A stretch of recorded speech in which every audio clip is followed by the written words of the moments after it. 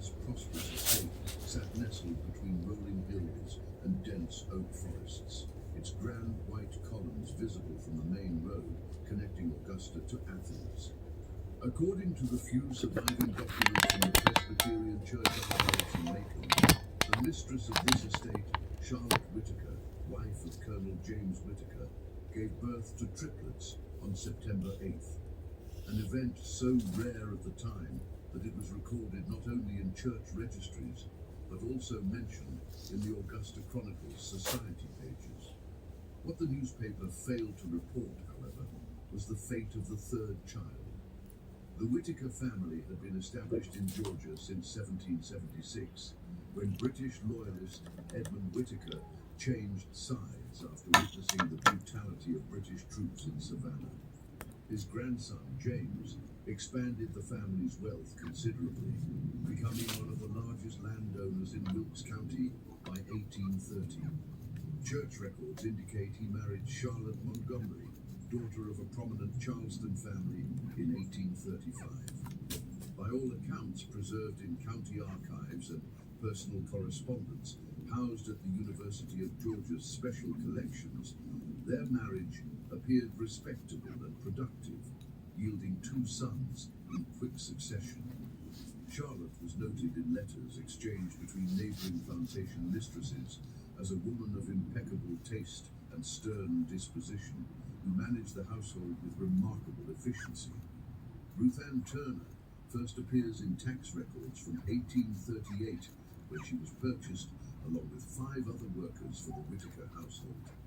According to inventory lists from the estate, she served as Charlotte's personal attendant. Little more would be known about her were it not for a series of anomalous entries in Charlotte's household ledger, discovered during a courthouse renovation in 1962. The ledger, water-damaged but partially legible, contains household accounts, lists of supplies, and oddly, records of Ruth Ann's monthly cycles marked with small crosses in the margins. These notations stop abruptly in January 1843, around the time Charlotte would have discovered her pregnancy. The summer of 1843 was unusually hot and dry in Georgia. According to weather records kept by the Presbyterian minister Reverend Samuel Cartwright, no rain fell in Wilkes County between June 7th and August 23rd. Crops withered, livestock suffered, and tensions rose across plantations and farms alike. It was during this oppressive season that Charlotte's pregnancy prevailed. Neighbors' correspondence mentions her withdrawal from society events by July, unusual for a woman who typically remained active until confinement. A letter from Augusta physician Dr. William Harrison to Colonel Whitaker, dated August 1st, suggests complications.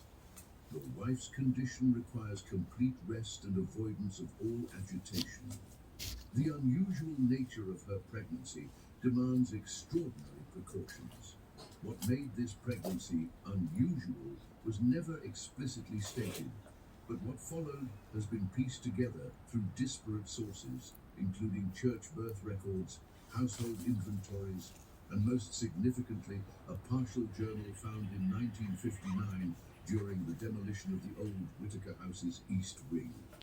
The journal, attributed to Ruth Ann Turner, based on handwriting comparison with her mark on sale documents, contains 12 pages of entries written in a phonetic approximation of English, suggesting she taught herself to write in secret. These fragments, now preserved in the Georgia Historical Society archives in Savannah, provide the only first-hand account of what transpired on the night of September 8th. According to Ruth Ann's entries, Charlotte went into labor shortly after midnight. Colonel Whitaker was away in Augusta on business. The local midwife, Mrs. Abernathy, was summoned, but arrived only after the first child had already been delivered with Ruth Ann's assistance. The birth of twins was anticipated. Dr. Harrison had apparently detected this during his examinations. What wasn't expected was a third child. Ruth Ann's journal records, the third come after Miss Charlotte thought she done, small and quiet, darker than the others, much darker. She look at it and her face change. Say to me, "This one never breathed, you understand? Take it away. Bury it deep where no one will find it." But the baby cried when I wrapped it. What followed was recorded in fragments. Ruth Ann, according to her journal, did not bury the child. Instead, she took the infant to her quarters in the back of the property. The journal entries become increasingly anxious in tone as she describes trying to care for the child while maintaining her duties. Keep her quiet when people near. Feed her when I can slip away. Ms. Charlotte, watch me now. Her eyes follow. She knows something.